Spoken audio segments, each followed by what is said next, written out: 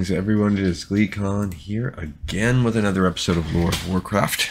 We are kind of doing the second part of a two-parter in this novel, Beyond the Dark Portal, where we cover the events at the Black Temple. So we've seen how the Alliance stormed up, Turalyon had his final battle against Terran Gorheen, where he probably just temporarily banished him, but probably at least for the rest of this novel. So stay a while and listen to Chapter 25 of Beyond the Dark Portal, where we will probably have the conclusion of this scene. Ner'zhul stood upon the roof of the Black Temple, in the center of the inscribed circle. Above him, obscured by the lowering clouds and flashes of green lightning, the great conjunction involving the Watcher, the Staff, and the Tome was reaching its peak. I'm assuming that's the astrological conjunction of those constellations. And as above, so below. Also below, beneath his feet, Ner'zhul could sense Draenor's ley lines crossing over and around and through him, and as he closed his eyes, he could feel the entire world trembling in his grasp. This was why the Draenei had built their temple here, and why it was the only place where he could cast this spell. From here, he could literally tap the entire planet for the power to cast his spell. Arrayed around him in the larger circle that surrounded the first were several of Gorfien's Death Knights, the few warlocks who had survived Doomhammer's wrath, and a handful of his own Shadow Moon orcs. The latter group stood in the third and largest circle facing outward, weapons raised. They were there for protection, while the others aided Ner'zhul in tapping the planet's power and performing the ritual. They had already been casting for an entire day since the moment the celestial alignment was right, and only the energy flowing through them kept the old shaman from collapsing from fatigue or hunger. As it was, his skin tingled and his hair danced about him as if carried high by an unseen wind. They were nearing the end of the spell. The Alliance had crashed against the Black Temple's thick walls hours before and were in danger of breaching its defenses at any moment. But they would be too late, Ner'zhul thought triumphantly. He raised the scepter of Sargeras in his right hand and the eye of Dalaran in his left. Both gleamed brightly, inner light shining from the head of the scepter and dancing from facet to facet within the eye's violet center. These two artifacts focused the ley line energy, coalescing it into almost physical form, and then pulsed the strength into Ner'zhul's limbs. Now his entire body was thrumming, and he knew that he was no longer standing on the stone roof, but hovering just above it as the energy lifted him from the surface. "Now!" he shouted, touching the tip of the scepter to the center of the eye and feeling the rest of their stored energy flash through his limbs and into his heart and mind. He knew his eyes were glowing brighter than the sun, and he could see the lines of magic etched upon the world and through the air, see the souls of those surrounding him, see the connection between them and this world, and between this world and the rest of the cosmos. He could feel the curtains surrounding Draenor, separating it from other realities. And with a single quick slashing gesture of the scepter, he tore through those curtains, shredding them as easily as he might slice through thin parchment. That's a cool image. It kind of reminds me of the Golden Compass series. The world shook. The ground trembled. The sky rumbled.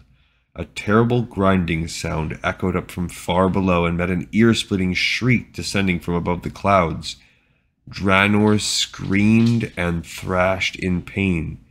The other participants staggered as the Black Temple shifted, many of them falling to their knees. Ner'zhul too staggered but managed to stay upright, buoyed by the power coursing through him. I wonder if this is where Warlords of Draenor comes from. Like this alternate reality kind of thing created by the spell, maybe? He could feel the magic reaching across reality, like a fishing line cast into the void. It leaped forward, Draenor's own energies giving it vast momentum, and hooked onto something solid. Another world. The line grew taut, and with a twang that vibrated right through him, a responding chord raced back down the line and tore open a hole in their reality. A rift. It was a rift. Ner'zhul recognized the feel of it, the raw power that frayed air and earth and nature, the throbbing link that bound this world to the next. Beneath the skull face paint, his lips split into a broad smile and he closed his eyes, drinking in the heady feel of success. He had done it. He had opened a rift.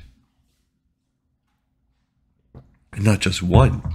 He could sense other rifts appearing all across Draenor, like tiny bubbles emerging from the sea and bursting open when they touched the raw air, like lightning strikes from a storm that blanketed the entire planet. Each one burned in his mind like a new volcano. He could send scouts through each rift to report back on the worlds they found. Then he would choose the most likely and lead the horde through to a better place, and perhaps to another after that, and after that as well, until his people had as many worlds as they wanted, as many as they could comfortably hold, until each clan had its own world if they liked. Then no one would be able to stop them. It's kind of like what the Burning Legion does, in a way, except they're destroying. Oberys, one of the many who had been guarding the spellcasters all this time, said, "This our new world?" Indeed, what they could see through the undulating rift was not pleasant. It was not much, but enough to be disturbing. Something fluttered and loomed up, then was gone. A sickly light surged dully, then vanished. "This doesn't look like anything we—" "Silence!" Ner'zhul cried, whirling to face Oberys. "We—" And in that moment of inattention within his grasp, the eye trembled. Ner'zhul frowned and clutched it harder. It seemed to writhe like a fish, and before he realized what had happened, it leaped from his hand, flew through the air, and came to rest in the hand of a tall, broad-shouldered man with white hair and violet robes. A staff in one hand shone with power, and his eyes blazed with far more hidden deep within. A human wizard, and he had literally snatched victory from Ner'zhul's grasp. Behind the mage stood a man in full armor carrying a hammer that glowed with a blinding white light. Ner'zhul realized this man was not just a warrior but akin to a shaman, except that the forces and they are in terms of the class parity. The shaman and paladins are kind of the same, except that the forces he tapped were somehow on a grander scale than a mere planet's. The elven female who stood beside them had no such magical capabilities, but her face showed righteous anger. She had an arrow nocked and aimed directly at him. Ner'zhul trembled. How dare they? How dare they interrupt his moment of absolute glory? Ner'zhul realized he felt no fear, no worry, just absolute outrage. "The eye will not serve you when you are dust," he cried, and let the outrage take him. It blazed through him, pure and hot and deadly. With a cry he lifted his hands. The tortured rock and stone obeyed in agony, cracking beneath the intruder's feet. Barely in time, the Alliance intruders leaped aside, rolling to come up with weapons at the ready, but Ner'zhul was not done. Not yet. He was just getting started. The rocks that had cracked now rose up and hurled themselves at the Alliance interlopers. Wind and rain whipped around them, snatching them up to hover helplessly in the air before slamming them mercilessly down on the unyielding stone. Ner'zhul took great pleasure in watching them suffer. It was with effort that he turned back to yell, "Through the rift, now! Glory and fresh worlds await us!"